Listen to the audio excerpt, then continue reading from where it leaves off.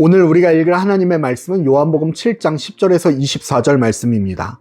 외모로 판단하지 말고 공의롭게 판단하라 하시니라. 아멘.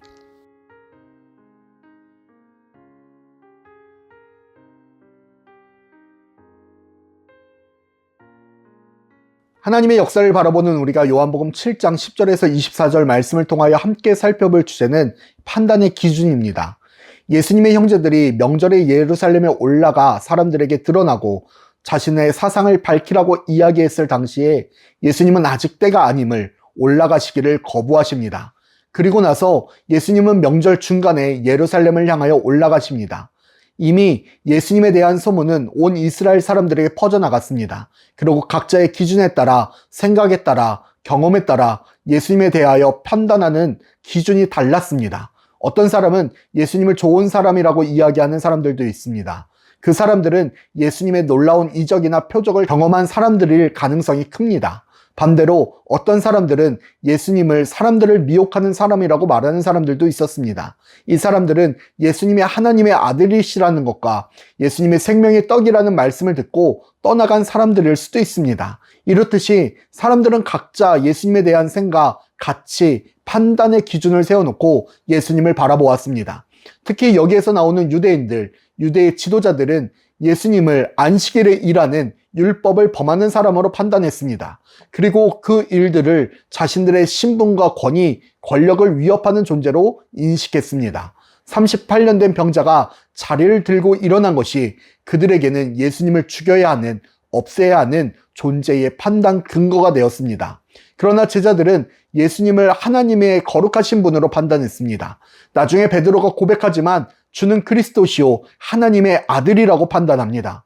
그분의 표적을 보며 그분이 하나님의 아들이시고 그리스도이심을 깨달은 것입니다. 각자 경험한 것으로, 들은 것으로, 본 것으로 예수님을 판단하고 그 기준을 세웠습니다. 그래서 똑같은 예수님을 보며 어떤 이는 그리스도로, 어떤 이는 좋은 분으로, 어떤 이는 미혹하는 사람으로, 어떤 이는 귀신 들린 사람으로, 어떤 이는 죽여야 하는 존재로 판단했습니다. 그때 예수님이 자신을 죽이고자 하고 공격하고자 하는 이들에게 말씀하십니다. 외모가 아닌 공의로 판단하라고요. 판단의 기준을 보이고 들리고 경험하는 것을 넘어서서 하나님의 의가 무엇인지 보라 말씀하십니다.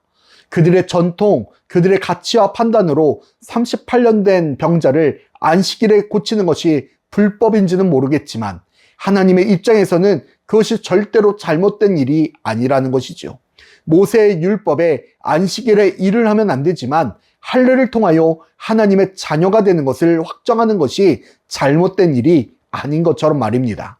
이는 우리의 신앙에도 마찬가지입니다. 우리가 교회의 사역 가운데 눈에 보이는 것, 경험하는 것, 들리는 것으로 교회를 판단하고 사람을 판단하고 믿음을 판단할 수 있습니다. 각자의 판단의 기준이 다르니까요. 그러나 우리의 판단의 기준은 외모, 즉 겉에 보이는 것에 치중되어서는 안 됩니다. 그것은 영원한 것이 아니니까요.